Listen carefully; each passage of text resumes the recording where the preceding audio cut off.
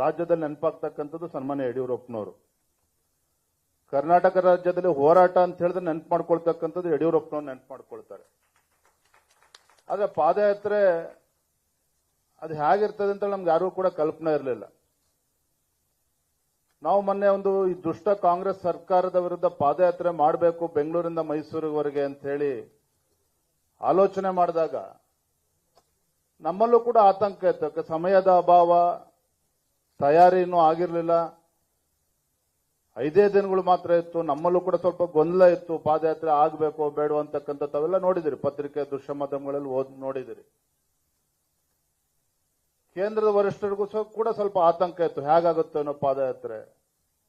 ನಾನು ಪಕ್ಷದ ವರಿಷ್ಠರಿಗೆ ವಿಶ್ವಾಸನ ಕೊಟ್ಟಿದ್ದೆ, ನಿಶ್ಚಿತವಾಗಿ ಒಂದು ರಾಜ್ಯದ ರಾಜಕೀಯ ಇತಿಹಾಸದಲ್ಲಿ ಒಂದು ಸುವರ್ಣಾಕ್ಷರದಲ್ಲಿ ಬರೆದಿಡ್ತಕ್ಕಂಥ ಈ ಒಂದು ಆಂದೋಲನ ಆಗ್ತದೆ, ನಮ್ಮ ಪಾದಯಾತ್ರೆ ಯಶಸ್ವಿ ಆಗ್ತದೆ, ನೀವು ಸಂಪೂರ್ಣವಾಗಿ ಆಶೀರ್ವಾದ ಮಾಡಿ ಅಂತೇಳಿ ಆ ಪಾದಯಾತ್ರೆಗೆ ಚಾಲನೆಯನ್ನು ಕೂಡ ನಾವು ಕೊಟ್ವಿ. ತಮಗೆ ಗೊತ್ತಿರಲಿ, ಮೊದಲ ದಿನ 8 ರಿಂದ 10 ಸಾವಿರ ಜನ ಇದ್ರು. ಎರಡನೇ ದಿನ 10 ರಿಂದ 14-15 ಸಾವಿರ ಜನ ಇದ್ರು. ಮೂರನೇ ದಿನ 15 ರಿಂದ 18 ಸಾವಿರ ಜನ ಇದ್ರು. ನಾಲ್ಕನೇ ದಿನ 25 ಸಾವಿರ ಜನ ಇದ್ರು. ಒಂದೇ ದಿನದಲ್ಲಿ ಪಾದಯಾತ್ರೆ. ಅಂದ್ರೆ ಒಟ್ಟಾರೆಯಾಗಿ ಲಕ್ಷ ಸಂಖ್ಯೆಯಲ್ಲಿ ಪಾದಯಾತ್ರೆಯಲ್ಲಿ ಪಾಲ್ಗೊಂಡಿದ್ರು. ಆಡಳಿತ ಪಕ್ಷದವರು ಎಷ್ಟು ಆತಂಕಕ್ಕೆ ಒಳಗಾಗಿದ್ರು ಅಂತ ಹೇಳಿದ್ರೆ, ನಮ್ಮ ಪಾದಯಾತ್ರೆ ಶುರುವಾಗ್ತಕ್ಕಂಥ ಮುಂಚಿತವಾಗಿ ಅವ್ರದ್ದು ಒಂದು ಜನಾಂದೋಲನ. ಬಹುಶಃ ನಾನು ಅಥವಾ ಅನೇಕ ಹಿರಿಯರು ಹೇಳಿದಾಗೆ, ಸಿದ್ದರಾಮಯ್ಯನವರ ಸುದೀರ್ಘ ರಾಜಕೀಯ ಜೀವನದಲ್ಲಿ ಇಷ್ಟು ಆತಂಕಕ್ಕೆ ಒಳಗಾಗಿದ್ದಂತ ಸಂದರ್ಭ ಯಾವತ್ತೂ ಕೂಡ ಇರಲಿಲ್ಲ. ಅಷ್ಟು ಆತಂಕದಲ್ಲಿ ರಾಜ್ಯದ ಮುಖ್ಯಮಂತ್ರಿಗಳು ಇದ್ರು ಅಂತಕ್ಕಂಥದ್ದು.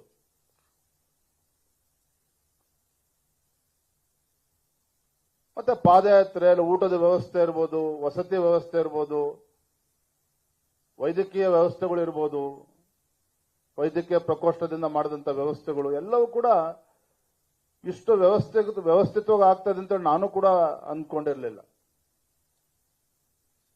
ಪಾದಯಾತ್ರೆ ಯಶಸ್ವಿ ಆಯಿತು. ಕೊನೆ ದಿನ 70-80 ಸಾವಿರ ಜನ ಸೇರಿದ್ರು, ತಾವೆಲ್ಲರೂ ಕೂಡ ನೋಡಿದ್ದೀರಿ. ಅದು ಇನ್ನೂ ಕೂಡ ಅದಕ್ಕಿಂತ ಹೆಚ್ಚು ನಂಗೆ ಸಂತೋಷ ತಂದುಕೊಟ್ಟಿದ್ದು, ಒಂದು ಕಡೆ ಕೇಂದ್ರದ ನಮ್ಮ ಹಿರಿಯರು ತುಂಬಾ ಸಂತೋಷವನ್ನು ವ್ಯಕ್ತಪಡಿಸಿದ್ರು. ಮಾನ್ಯ ಅಮಿತ್ ಶಾ ಜಿಯವರು, ನಡ್ಡಾಜಿಯವರು, ಸಂತೋಷ್ ಜಿಯವರು ಇತ್ತೀಚಿನ ದಿನಗಳಲ್ಲಿ ರಾಜ್ಯದಲ್ಲಿ ಯಾವುದೇ ಪಕ್ಷ ಕೂಡ ಇಷ್ಟು ಯಶಸ್ವಿಯಾಗಿ ಹೋರಾಟವನ್ನು ಮಾಡಿರಲಿಲ್ಲ ಅಂತಕ್ಕಂಥ ಮಾತನ್ನು ಕೂಡ ಹೇಳಿದ್ರು. ಅದು ಅದಕ್ಕಿಂತ ಹೆಚ್ಚು ಸಂತೋಷ ಕೊಟ್ಟಿದ್ದಂತ ಸಂಗತಿ ಅಂತ ಹೇಳಿದ್ರೆ, ಪಾದಯಾತ್ರೆ ಪೋಸ್ಟ್ ಇಂಪ್ಯಾಕ್ಟ್ ರಾಜ್ಯದಲ್ಲಿ ನಾನು ಎಲ್ಲೇ ಹೋದ್ರು, ಬೆಂಗಳೂರಿನಲ್ಲಿ ಎಲ್ಲೇ ಓಡಾಡ್ತಾ ಇದ್ರು ಕೂಡ ಆಟೋ ಚಾಲಕರು ಇರ್ಬೋದು, ಟ್ಯಾಕ್ಸಿ ಚಾಲಕರು ಇರ್ಬೋದು, ಅವರು ಕೂಡ ವಿಜಯಣ್ಣ ಅಂತೇಳಿ ವಿಶ್ ಮಾಡ್ತಕ್ಕಂಥದ್ದು. ಅಂದ್ರೆ ಒಂದು ಹೋರಾಟ, ಒಂದು ಪಾದಯಾತ್ರೆ, ಅದರ ಒಂದು ಪರಿಣಾಮ ಆಗಿರ್ತದೆ ಅನ್ನೋದನ್ನ ನಾನು ಕೂಡ ಅದನ್ನ ಅನುಭವಿಸ್ತಾ ಇದ್ದೇನೆ. ಹಾಗಾಗಿ ಮತ್ತೊಮ್ಮೆ ನಮ್ಮ ಹೋರಾಟದ ಯಶಸ್ಸಿಗೆ ತಾವು ಕೂಡ ಎಲ್ಲರೂ ಕೂಡ ಕಾರಣೀಭೂತರಾಗಿದ್ದೀರಿ. ಮತ್ತೊಮ್ಮೆ ತಮ್ಮೆಲ್ಲರೂ ಕೂಡ ಈ ಸಂದರ್ಭದಲ್ಲಿ ಕೃತಜ್ಞತೆಯನ್ನು ಸಲ್ಲಿಸ್ತಾ, ಮಹಿಳಾ ಮೋರ್ಚಾದಿಂದ ಇವತ್ತು ಆಯೋಜನೆಗೊಂಡಿರ್ತಕ್ಕಂಥ ಈ ಕಾರ್ಯಾಗಾರ ಕೇಂದ್ರದ ನಮ್ಮ ರಾಷ್ಟ್ರೀಯ ಅಧ್ಯಕ್ಷ ಆಗಿರ್ತಕ್ಕಂಥ ಜಗತ್ ಪ್ರಕಾಶ್ ನಡ್ಡಾಜಿ ಅವರು ಒಂದು ಸದಸ್ಯತ್ವ ಅಭಿಯಾನಕ್ಕೆ ಚಾಲನೆ ನೀಡಬೇಕು ಅಂತೇಳಿ ತಮಗೆ ತಿಳಿದಿರೋ ಹಾಗೆ 2ನೇ ತಾರೀಕು ನಮ್ಮ ಹೆಮ್ಮೆಯ ಪ್ರಧಾನಮಂತ್ರಿ ನರೇಂದ್ರ ಮೋದಿಜಿಯವರು ಈ ಒಂದು ಸದಸ್ಯತ್ವ ಅಭಿಯಾನಕ್ಕೆ ಒಂದು ಚಾಲನೆ ನೀಡ್ತಾ ಇದ್ದಾರೆ. ಮತ್ತೆ ಪ್ರತಿಯೊಂದು ರಾಜ್ಯಕ್ಕೂ ಕೂಡ ಒಂದು ಟಾರ್ಗೆಟ್ ಅನ್ನ ಕೊಟ್ಟಿದ್ದಾರೆ. ನಮ್ಮ ರಾಜ್ಯದಲ್ಲೂ ಕೂಡ ಕಳೆದ ಬಾರಿ 1,05,00,000 ಸದಸ್ಯತ್ವದ ಒಂದು ನೋಂದಾವಣೆ ಆಗಿತ್ತು. ಅದಕ್ಕಿಂತ ಹೆಚ್ಚು ಮಾಡಬೇಕು ಅಂತೇಳಿ ನಾವು ಗುರಿಯನ್ನು ಇಟ್ಕೊಂಡು ಎಲ್ಲರೂ ಕೂಡ ಇದರಲ್ಲಿ ಸಕ್ರಿಯವಾಗಿ ಪಾಲ್ಗೊಳ್ಳಬೇಕು, ಎಲ್ಲ ಮೋರ್ಚಾಗಳು ಕೂಡ ಸಕ್ರಿಯವಾಗಿ ಪಾಲ್ಗೊಳ್ಳಬೇಕು. ಅದೇ ರೀತಿ ಮಹಿಳಾ ಮೋರ್ಚಾ ವತಿಯಿಂದನೂ ಕೂಡ ತಾವೆಲ್ಲರೂ ಸಹ ಈ ಒಂದು ಸದಸ್ಯತ್ವ ಅಭಿಯಾನದಲ್ಲಿ ತಾವೆಲ್ಲರೂ ಕೂಡ ಕೈ ಜೋಡಿಸಬೇಕು ಅನ್ನುವ ಒಂದು ದೃಷ್ಟಿಕೋನ ಇಟ್ಕೊಂಡು ಇವತ್ತು ಕಾರ್ಯಾಗಾರವನ್ನ ಆಯೋಜನೆ ಮಾಡಿರ್ತಕ್ಕಂಥದ್ದು. ತಮಗೆಲ್ಲ ತಿಳಿದಿರೋ ಹಾಗೆ ಭಾರತೀಯ ಜನತಾ ಪಾರ್ಟಿ ಅಂತ ಹೇಳಿದ್ರೆ ರಾಜಕೀಯ ಪಕ್ಷ ಒಪ್ಕೊಳ್ತಾನೆ. ಆದರೆ ರಾಜಕೀಯ ಪಕ್ಷ ಅನ್ನೋದಕ್ಕಿಂತ ಹೆಚ್ಚಾಗಿ ಭಾರತೀಯ ಜನತಾ ಪಾರ್ಟಿ ಅಂತ ಹೇಳಿದ್ರೆ ಒಂದು ಆಂದೋಲನ. ಈ ನಾಡಿನ, ಈ ದೇಶದ ಜನರ ಒಂದು ನಾಡಿ ಮಿಡಿತವನ್ನ ಅರ್ಥ ಮಾಡಿಕೊಂಡು ಅವರ ಒಂದು ಅಪೇಕ್ಷೆಗಳ ತಕ್ಕಂತೆ ಒಂದು ರಾಜಕೀಯ ಪಕ್ಷವಾಗಿ ಒಂದು ಅನೇಕ ಹೋರಾಟಗಳನ್ನ ಮಾಡಿಕೊಂಡು ಭಾರತೀಯ ಜನತಾ ಪಾರ್ಟಿ ಇಷ್ಟು ಎತ್ತರಕ್ಕೆ ಬೆಳೆದು ಬಂದು ನಿಂತಿರ್ತಕ್ಕಂಥದ್ದು ನಾವು ಯಾರೂ ಕೂಡ ಊಹಿಸಿರ್ಲಿಲ್ಲ. ಮುಂದೊಂದು ದಿನ ಕೇಂದ್ರದಲ್ಲಿ ಭಾರತೀಯ ಜನತಾ ಪಾರ್ಟಿ ಅಧಿಕಾರಕ್ಕೆ ಬರ್ತದೆ ಅಂತೇಳಿ. ಕೇವಲ 2 ಸಂಸದರಿಂದ ಶುರುವಾಗಿದ್ದಂತ ಭಾರತೀಯ ಜನತಾ ಪಾರ್ಟಿ ಇವತ್ತು 3ನೇ ಬಾರಿಗೆ, ಸತತ 3ನೇ ಬಾರಿಗೆ ಕೇಂದ್ರದಲ್ಲಿ ನರೇಂದ್ರ ಮೋದಿಜಿಯವರ ನೇತೃತ್ವದಲ್ಲಿ ಇವತ್ತು ಅಧಿಕಾರಕ್ಕೆ ಬಂದಿದ್ದೇವೆ ಅಂತ ಹೇಳಿದ್ರೆ ಅದರ ಹಿನ್ನೆಲೆಯನ್ನು ಕೂಡ ನಾವು ಯೋಚನೆ ಮಾಡಬೇಕಾಗ್ತದೆ. ಅನೇಕ ಹಿರಿಯರ ಒಂದು ತಪಸ್ಸು, ಕಾರ್ಯಕರ್ತರ ಒಂದು ಶ್ರಮ, ಅವಿರತ ಹೋರಾಟ, ನಿರಂತರ ಹೋರಾಟ, ರಾಜ್ಯದ ಹೋರಾಟಗಳ ಬಗ್ಗೆ ಮೆಲುಕು ಹಾಕೋದಾದ್ರೆ ನನಗೆ ಇನ್ನೂ ಕೂಡ ನೆನಪಿದೆ. ನಾನು ಶಿಕಾರಿಪುರದಲ್ಲೂ ಕೂಡ ಒಬ್ಬ ಸಂಘದ ಸ್ವಯಂ ಸೇವಕನಾಗಿದ್ದಾಗ ಕಾರ್ಯಕರ್ತರ ಮಧ್ಯೆ ಗಲಾಟೆ, ಜಟಾಪಟಿ. ಯಾಕೆ ಅಂತ ಹೇಳಿದ್ರೆ ಚುನಾವಣೆ ಸಂದರ್ಭದಲ್ಲಿ ನೋಡಿ ಕಾರ್ಯಕರ್ತರು ಯಾವ ರೀತಿ ಹಠ ಇತ್ತು ಅವತ್ತು ಅಂದಿನ ದಿನಗಳಲ್ಲಿ ಅನ್ನೋದಕ್ಕೆ. ಚುನಾವಣೆ ಸಂದರ್ಭದಲ್ಲಿ ನಮ್ಮ ಕಾರ್ಯಕರ್ತರು ಹೋಗಿ ಬಿಜೆಪಿ ಬ್ಯಾನರ್ ಬಾವುಟ ಕಟ್ ಬಂದಿದ್ರೆ ಮಾರನೇ ದಿನ ಕಾಂಗ್ರೆಸ್ ಪಕ್ಷರು ಅದಕ್ಕಿಂತ ಎತ್ತರಕ್ಕೆ ಕಟ್ತಾ ಇದ್ರು. ಯಡಿಯೂರಪ್ಪವ್ರ ಮನೆ ಹತ್ರ ಬಂದು ಕಾರ್ಯಕರ್ತರು ಗಲಾಟೆ ಮಾಡ್ತಾ ಇದ್ರು. ಯಾಕೆ ಅಂತ ಹೇಳಿದ್ರೆ, ಸರ್ ನಮ್ಮ ಬ್ಯಾನರ್ ಮೇಲೆ ಕಾಂಗ್ರೆಸ್ ಪಕ್ಷದ ಬ್ಯಾನರ್ ಕಟ್ಟಿದ್ದಾರೆ, ನಾವು ಅದಕ್ಕಿಂತ ಮೇಲೆ ಕಟ್ಟಬೇಕು ಅಂತೇಳಿ ಮತ್ತೆ ಬ್ಯಾನರ್ ಬಂಟಿಂಗ್ ತೆಗೆದುಕೊಂಡು ಬಾವುಟ ತೆಗೆದುಕೊಂಡು ಹೋಗಿ ಕಟ್ತಾ ಇದ್ರು. ಇವತ್ತು ಪಕ್ಷಕ್ಕೆ ಎಲ್ಲಾ ವ್ಯವಸ್ಥೆಗಳು ಇದೆ. ಆದರೆ 80ರ ದಶಕದಲ್ಲಿ, 90ರ ದಶಕದಲ್ಲಿ ಪಕ್ಷಕ್ಕೆ ಒಂದು ಭದ್ರ ಬುನಾದಿಯನ್ನು ಹಾಕೋದ್ರ ಜೊತೆಗೆ ಈ ಪಕ್ಷದ ಲಕ್ಷಾಂತರ ಕಾರ್ಯಕರ್ತರು ತಮ್ಮ ತನು ಮನ ಧನವನ್ನ ಎಲ್ಲವನ್ನೂ ಕೂಡ ಅರ್ಪಿಸಿ ಭಾರತೀಯ ಜನತಾ ಪಾರ್ಟಿಗೆ ಒಂದು ಭದ್ರ ಬುನಾದಿಯನ್ನು ಹಾಕಿದ್ದಾರೆ ಅಂತ ಹೇಳೋದಕ್ಕೆ ಕಾರಣೀಭೂತರು ನಾಯಕರಲ್ಲ, ಪಕ್ಷದಲ್ಲಿರ್ತಕ್ಕಂಥ ಕಾರ್ಯಕರ್ತರು. ಕಾರ್ಯಕರ್ತಂದು ಶ್ರಮ ಇವತ್ತು ಭಾರತೀಯ ಜನತಾ ಪಾರ್ಟಿ ಇವತ್ತು ಇಷ್ಟು ದೊಡ್ಡ ಶಕ್ತಿ ಸಿಕ್ಕಿರ್ತಕ್ಕಂಥದ್ದು. ಸನ್ಮಾನ್ಯ BS ಯಡಿಯೂರಪ್ಪನವರು, VS ಆಚಾರ್ಯ ಅವರು, ತಂಗಾ ಅವರು, ಶಂಕರಮೂರ್ತಿಗಳು, ಅನೇಕ ಹಿರಿಯರ ಒಂದು ತಪಸ್ಸು ಕೂಡ ಇದೆ, ಕಾರ್ಯಕರ್ತ ಒಂದು ಬೆವರು ಕೂಡ ಇದರಲ್ಲಿ ಇರ್ತಕ್ಕಂಥದ್ದು. ಇದರ ಪರಿಣಾಮ ಇವತ್ತು ನಾವು ಎಲ್ಲರೂ ಸಹ ಇಂಥ ಒಂದು ಭಾರತೀಯ ಜನತಾ ಪಾರ್ಟಿ ಒಂದು ಕಾರ್ಯಕರ್ತರಿಗೆ ನಾವು ಕೆಲಸ ಮಾಡ್ತಕ್ಕಂಥದ್ದು ಅವಕಾಶ ನಮ್ಗೆಲ್ಲರೂ ಕೂಡ ಸಿಕ್ಕಿರ್ತಕ್ಕಂಥದ್ದು. ಹಾಗಾಗಿ ಇಂಥ ಸಂದರ್ಭದಲ್ಲಿ ಒಂದು ಸದಸ್ಯತ್ವ ಅಭಿಯಾನದ ಪ್ರಾಮುಖ್ಯತೆ ನಾನು ತಮಗೆ ಅದರ ಇಂಪಾರ್ಟೆನ್ಸ್ ಏನು, ಪ್ರಾಮುಖ್ಯತೆ ಏನು ತಮಗೆ ಹೇಳ್ಕೊಡ್ತಕ್ಕಂಥ ಅವಶ್ಯಕತೆ ಇಲ್ಲ. ಆದ್ರೆ ಒಂದು ನಾವು ಅರ್ಥ ಮಾಡ್ಕೋಬೇಕಾಗಿದೆ, ಮುಂದೆ ಜಿಲ್ಲಾ ಪಂಚಾಯತ್, ತಾಲೂಕ್ ಪಂಚಾಯತ್ ಚುನಾವಣೆಗಳು ಇದೆಲ್ಲದಕ್ಕೂ ಕೂಡ ದೊಡ್ಡ ಶಕ್ತಿಯನ್ನ ಕೊಡ್ತದೆ ನಮ್ಮ ಈ ಸದಸ್ಯತ್ವ ಅಭಿಯಾನ. ಆಗ್ಲೇ ಹೇಳಿದಾಗ ಪ್ರಧಾನಮಂತ್ರಿಗಳು 2ನೇ ತಾರೀಕು ಇದಕ್ಕೆ ಚಾಲನೆಯನ್ನ ನೀಡ್ತಾ ಇದ್ದಾರೆ. ಈ ಪಾದಯಾತ್ರೆ ಬಗ್ಗೆ ಒಂದು ಪ್ರೆಸೆಂಟೇಷನ್ ಕೂಡ ಇವತ್ತು ಆಯೋಜನೆ ಮಾಡಲಾಗಿದೆ. ಪ್ರತಿ ರಾಜ್ಯ ಮಟ್ಟದಲ್ಲಿ, ಜಿಲ್ಲಾ ಮಟ್ಟದಲ್ಲಿ, ಮಂಡಲ ಮಟ್ಟದಲ್ಲಿ, ಪ್ರತಿ ಬೂತ್ ಮಟ್ಟದಲ್ಲೂ ಸಹ ಕನಿಷ್ಠ ಪ್ರತಿಯೊಂದು ಬೂತ್ ಅಲ್ಲಿ ಕನಿಷ್ಠ 300 ಸದಸ್ಯತ್ವ ಒಂದು ನೋಂದಾವಣೆ ಆಗಬೇಕು. ಕನಿಷ್ಠ 300 ಜನ.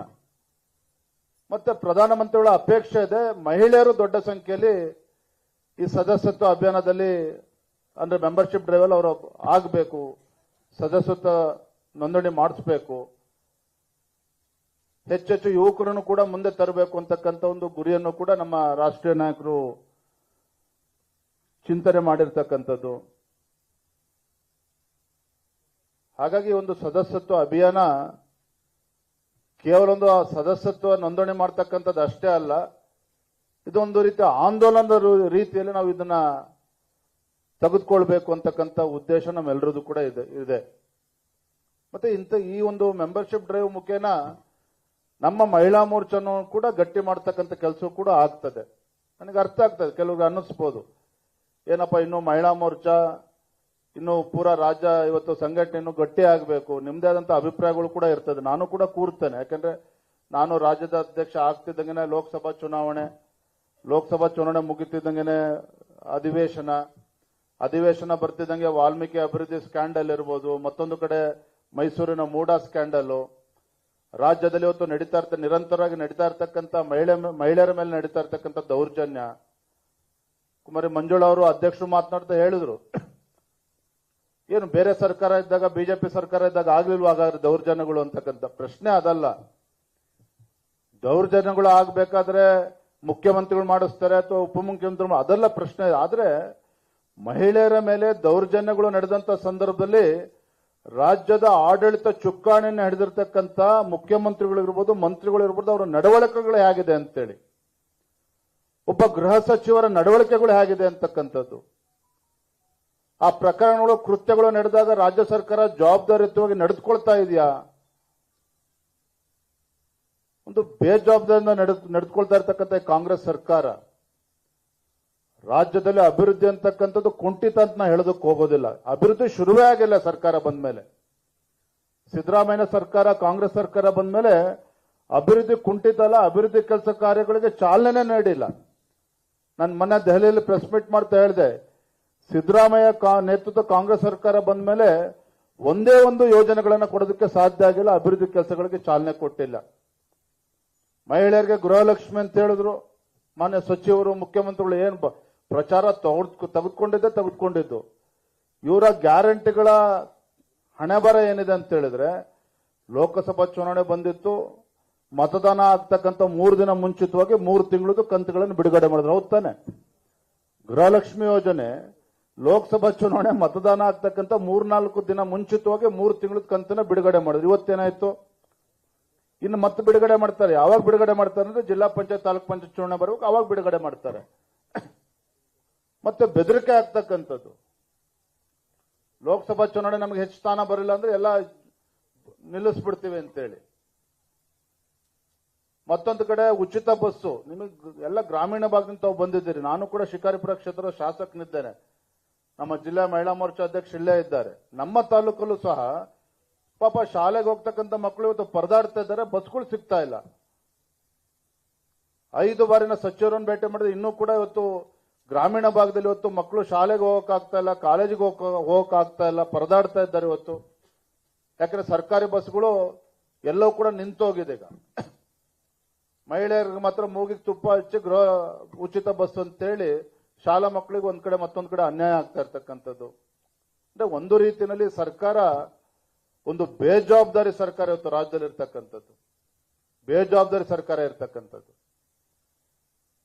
ರಾಜ್ಯದ ಜನ ಇವತ್ತು ಶಾಪ ಆಗ್ತಾ ಇದ್ದಾರೆ.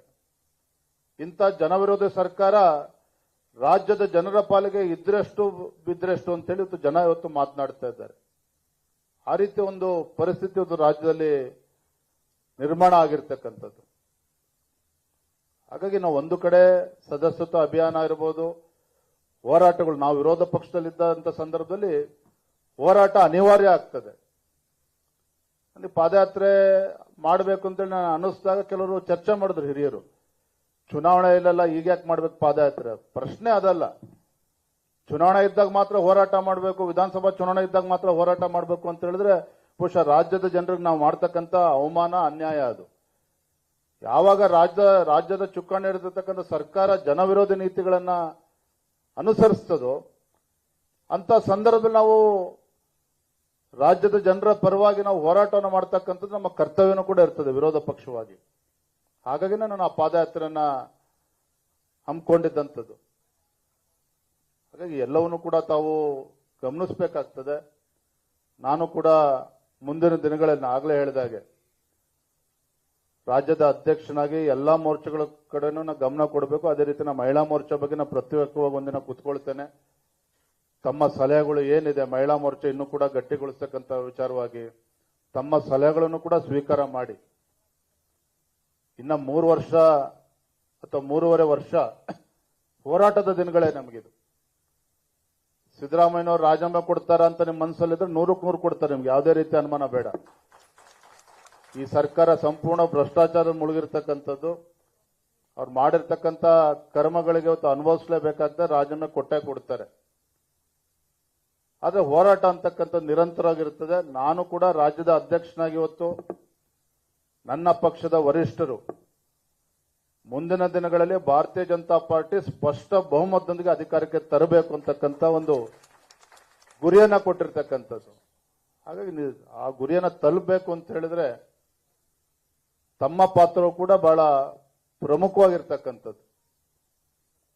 ಒಂದು ಸಣ್ಣ ಘಟನೆಯನ್ನ ಹೇಳಿ ನನ್ನ ಮಾತಿಗೆ ವಿರಾಮಗಳನ್ನ ಹೇಳ್ತೇನೆ. 1936 ವಿಶ್ವ ಒಲಿಂಪಿಕ್ಸ್ ಜರ್ಮನಿನಲ್ಲಿ ನಡೀತಾ ಇರ್ತದೆ. 1936ರಲ್ಲಿ ಜರ್ಮನಿನಲ್ಲಿ ವಿಶ್ವ ಒಲಿಂಪಿಕ್ಸ್ ನಡೀತಾ ಇರ್ತದೆ. ಹಾಕಿ ಒಂದ್ ಕಡೆ ಜರ್ಮನಿ ಸೆಮಿಫೈನಲ್ಸ್ ಗೆಲ್ತದೆ, ಕ್ವಾರ್ಟರ್ ಫೈನಲ್ಸ್ ಗೆದ್ದು, ಸೆಮಿಫೈನಲ್ಸ್ ಗೆದ್ದು ಫೈನಲ್ಸ್ಗೆ ಬರ್ತದೆ. ಮತ್ತೊಂದು ಕಡೆ ಭಾರತ, ಯಾರು ಕೂಡ ನಿರೀಕ್ಷೆ ಮಾಡಿರಲಿಲ್ಲ ಭಾರತ ಹಾಕಿ ಅಷ್ಟು ಚೆನ್ನಾಗಿ ಆಡ್ಬೋದು ಅಂತೇಳಿ. ಭಾರತನೂ ಕೂಡ ಫೈನಲ್ಸ್ ಬರ್ತದೆ. ಏನ್ ಜರ್ಮನ್ಸ್ ಬಹಳ ಸಂತೋಷ ಆಗಿರ್ತದೆ. ಇಂಡಿಯಾದವ್ರು ಬಂದ್ಯಾರ, ಏನ್ ಪರವಾಗಿಲ್ಲ, ನಮ್ದು ವರ್ಲ್ಡ್ ಕಪ್ ನಮ್ದೇನೆ, ನಾವೇ ಹಾಕಿನಲ್ಲಿ ಗೋಲ್ಡ್ ಮೆಡಲ್ ತೆಗೆದುಕೊಳ್ಳೋದು ಅಂತೇಳಿ ಬಹಳ ಅತ್ಯಂತ ವಿಶ್ವಾಸದಲ್ಲಿ ಜರ್ಮನ್ಸ್ ಬರ್ತಾರೆ. ಶುರುವಾಗ್ತದೆ ಮ್ಯಾಚ್ ಇಂಡಿಯಾ ಮತ್ತೆ ಜರ್ಮನಿ ಮಧ್ಯೆ. ಮ್ಯಾಚ್ ಪ್ರಾರಂಭ ಆಗ್ತಿದ್ದಂಗೆನೆ ಭಾರತದ 1 ಗೋಲ್ ಆಗ್ತದೆ, 2 ಗೋಲ್ ಆಗ್ತದೆ, 3 ಗೋಲ್ ಆಗ್ತದೆ. ಹಾಫ್ ಟೈಮ್ ಅಷ್ಟೊತ್ತಿಗೆ ಭಾರತ 5 ಗೋಲ್ಗಳನ್ನ ಹೊಡಿತಾರೆ. ಯಾರು ಅವತ್ತು? ಮೇಜರ್ ಧ್ಯಾನ್ ಚಂದ್. ತಾವೆಲ್ಲರೂ ಕೂಡ ಹೆಸರು ಕೇಳಿದ್ದೀರಿ. ಯಾರೂ ಕೂಡ ನಿರೀಕ್ಷೆ ಮಾಡಿರಲಿಲ್ಲ. ಆ ಸ್ಟೇಡಿಯಂ ಅಲ್ಲಿ ಅಂದಿನ ಜರ್ಮನಿಯ ದೊರೆ ಹಿಟ್ಲರ್ ಕೂಡ ಕೂತಿರ್ತಾನೆ. ಆಶ್ಚರ್ಯ ಆಗ್ತದೆ, ಅರೆ ಭಾರತ ನಮಗೆ ಸೆಡ್ ಹೊಡಿತಾ ಇದೆಯಾ, ನಾವಿನ್ನೂ ಕೂಡ ನಮ್ಮ ಜರ್ಮನ್ಸ್ ಇನ್ನೂ ಕೂಡ 1 ಗೋಲನ್ನು ಕೂಡ ಶೂಟ್ ಮಾಡಿಲ್ಲ, ಜರ್ಮನ್ಸ್ 5 ಗೋಲನ್ನ ಶೂಟ್ ಮಾಡಿದಾರಲ್ಲ.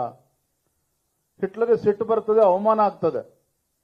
ತಕ್ಷಣ ಮ್ಯಾಚ್ ಅನ್ನು ನಿಲ್ಲಿಸ್ತಾನೆ. ಆ ಧ್ಯಾನ್ ಚಂದನ್ನ ಕರೆದು ಅವನ ಕೈಲಿದ್ದಂತ ಬ್ಯಾಟ್ ಅನ್ನ ಕಸ್ಕೊಂಡು ಬ್ಯಾಟ್ ಅನ್ನು ತುಂಡು ಮಾಡ್ತಾರೆ. ಈ ಬ್ಯಾಟ್ ನಲ್ಲಿ ಏನಾದ್ರೂ ಅಯಸ್ಕಾಂತ ಇದೆಯಾ? ಯಾಕಂದ್ರೆ ಬೇರೆ ಯಾರು ಗೋಲ್ ಹೊಡಿತಾ ಇಲ್ಲ, ಇವನು ಒಬ್ನೇ ಹೊಡಿತಾನೆ ಧ್ಯಾನ್ ಚಂದ್. ಆಶ್ಚರ್ಯ ಆಗ್ತದೆ ಹಿಟ್ಲರ್ಗೆ. ಆ ಹಾಕಿ ಸ್ಟಿಕ್ ಅನ್ನ ತುಂಡು ಮಾಡ್ತಾರೆ, ಏನೂ ಸಿಗೋದಿಲ್ಲ ಅದರಲ್ಲಿ. ಹಾಫ್ ಟೈಮ್ ಆಗ್ತದೆ. ಹಾಫ್ ಟೈಮ್ ಅಲ್ಲಿ ಅವಾಗ ಗೊತ್ತಲ್ಲ, ಅವಾಗೇನು ಸಿಂಥೆಟಿಕ್ ಕೋರ್ಟ್ ಇರಲ್ಲ, ಮತ್ತೊಂದು ಮಣ್ಣಿಂದು ಎಲ್ಲ ವಾಟರಿಂಗ್ ಮಾಡ್ಬೇಕಾದ್ರೆ ನೀರು ಹಾಕ್ಬಿಟ್ಟು ಆಟಗಾರರಿಗೆ ಅನುಕೂಲ ಆಗಲಿ ಅಂತೇಳಿ. ಹಿಟ್ಲರ್ ಏನ್ ಮಾಡ್ತಾನೆ ಅಂತ ಹೇಳಿದ್ರೆ, ಅವರ ವಾಟರ್ ಮ್ಯಾನ್ಗಳು ಏನಿರ್ತಾರೆ ಹೆಚ್ಚು ನೀರು ಹಾಕೋದಕ್ಕೆ ಅವಕಾಶ ಹೇಳ್ತಾನೆ, ಅಂದ್ರೆ ಕೊಚ್ಚೆ ಆಗ್ಬೇಕಲ್ಲಿ. ಮತ್ತೆ ಆಟ ಶುರುವಾಗ್ತದೆ. ಎಲ್ಲ ಗೇಮ್ ಶುರು ಆದ್ಮೇಲೆ ಪಾಪ ಧ್ಯಾನ್ ಚಂದ್ ಓಡೋದಕ್ಕೆ ಆಗ್ತಾರೆ, ಯಾಕಂದ್ರೆ ಆ ಶೂ ಕೆಸರಲ್ಲಿ ಸಿಗಾಕೊಳ್ತಾ ಇರ್ತದೆ. ಜರ್ಮನ್ರು ಮುಂದೆ ನುಗ್ತಾ ಇರ್ತಾರೆ. ತಕ್ಷಣ ಧ್ಯಾನ್ ಚಂದ್ ತಲೆ ಉಪಯೋಗಿಸಿ, ಬುದ್ಧಿ ಉಪಯೋಗಿಸಿ ಅವನ್ ಕಾಲಲ್ಲಿ ಹಾಕೊಂಡಂತ ಶೂ ಅನ್ನ ಕಿತ್ತು ಬಿಸಾಕಿ ಬರಿಗಾಲಲ್ಲಿ ಓಡಕ್ ಶುರು ಮಾಡ್ತಾನೆ. ಇನ್ನೇನು ಗೇಮ್ ಆಟ ಮುಗಿಬೇಕು. ಭಾರತ 16 ಪಾಯಿಂಟ್ ತೆಗೆದುಕೊಂಡಿದೆ, ಜರ್ಮನ್ 1 ಗೋಲ್ ಹೊಡೆದ್ರದ್ದು 2 ಪಾಯಿಂಟ್ ಸಿಕ್ಕಿರ್ತದೆ.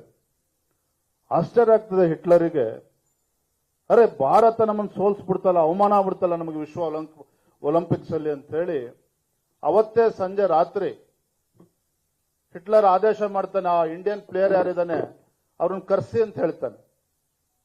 ಹಿಟ್ಲರ್ ಅವನ್ಗೆ ಹೇಳಿ ಧ್ಯಾನ್ ಚಂದನ್ನ ಕರೆಸ್ತಾರೆ. ರಾತ್ರಿ ಊಟಕ್ಕೆ ಬರಬೇಕು ಅಂತೇಳಿ ಆಮಂತ್ರಣ ಕೊಟ್ಟು ಕರೆಸಿದಾಗ ಹಿಟ್ಲರಿಗೆ ಕೇಳ್ತಾನೆ ಧ್ಯಾನ್ ಚಂದ್ಗೆ, ವಾಟ್ ಈಸ್ ಯುವರ್ ನೇಮ್, ನಿಮ್ಮ ಹೆಸರೇನು ಅಂತ ಹೇಳಿದಾಗ ಮೇಜರ್ ಧ್ಯಾನ್ ಚಂದ್ ಅಂತ ಹೇಳ್ತಾರೆ. ಏನ್ ಮಾಡ್ತೇನೆ ನೀನು? ನಾನೊಬ್ಬ ಸಿಪಾಯಿ, ಭಾರತದ ಸೇನೆಯಲ್ಲಿ ಸಿಪಾಯಿ ಅಂತ ಹೇಳ್ತಾನೆ ಹೆಮ್ಮೆಯಿಂದ. ಹಿಟ್ಲರ್ ತಮಾಷೆ ಮಾಡ್ತಾನೆ, ನಿನ್ನ ದೇಶಕ್ಕೆ ನೀನು ಗೋಲ್ಡ್ ಮೆಡಲ್ ಅನ್ನ ತರ್ತಾ ಇದೆಯಾ, ಸ್ವರ್ಣ ಪದಕವನ್ನು ತಂದು ಕೊಡ್ತಾ ಇದೆಯಾ, and you are after all a ಸಿಪಾಯಿ, ನೀನು ದೇಶದ ಸಿಪಾಯಿ. ಕೆಲಸ ಮಾಡು, ಭಾರತವನ್ನು ಬಿಟ್ಬಿಡು, ನನ್ನ ಜರ್ಮನಿಗೆ ಬಂದ್ಬಿಡು, ನನ್ನ ಟೀಮ್ನಲ್ಲಿ ಆಟ ಆಡು, ನಿನಗೆ ಏರ್ ಮಾರ್ಷಲ್ ಮಾಡ್ತೇನೆ ಅನ್ನೋ ಮಾತನ್ನ ಹಿಟ್ಲರ್ ಅವತ್ತು ಹೇಳ್ತಾರೆ. ಇದು ನಡೆದಿರ್ತಕ್ಕಂಥ ಘಟನೆ ಇದು. ನಿನ್ನನ್ನು ಏರ್ ಮಾರ್ಷಲ್ ಮಾಡ್ತೇನೆ, ನೀನು ಜರ್ಮನಿ ಟೀಮ್ ಇಂದ ನೀನು ಜರ್ಮನಿಗೆ ಬಿಡು, ಇಲ್ಲೇ ನಿನಗೆ ಸಿಟಿಸನ್ಶಿಪ್ ಕೊಡ್ತೇನೆ, ನಮ್ಮ ದೇಶವನ್ನ ರೆಪ್ರೆಸೆಂಟ್ ಮಾಡು ಅಂತೇಳಿ ಹಿಟ್ಲರ್ ಹೇಳ್ತಾನೆ. ಆಗ ಧ್ಯಾನ್ ಚಂದ್ ಮಾತನ್ನ ಹೇಳ್ತಾನೆ, ದೇಶ ನನ್ನ ಭಾರತ ನನಗೆ ಏನ್ ಕೊಟ್ಟಿದೆ ಅಂತಕ್ಕಂಥದ್ದು ಮುಖ್ಯ ಅಲ್ಲ, ನಾನು ಭಾರತಕ್ಕೆ ಏನ್ ಕೊಡ್ತಾ ಇದ್ದೇನೆ ಅಂತಕ್ಕಂಥದ್ದು ಮುಖ್ಯ. ಭಾರತದಿಂದ ನನಗೆ ಏನ್ ಕೊಟ್ಟಿದೆ ಅಂತಕ್ಕಂಥದ್ದು ಮುಖ್ಯ ಅಲ್ಲ, ನಾನೇನ್ ಭಾರತಕ್ಕೆ ಕೊಡ್ತೇನೆ ಅಂತಕ್ಕಂಥದ್ದು ಮುಖ್ಯ.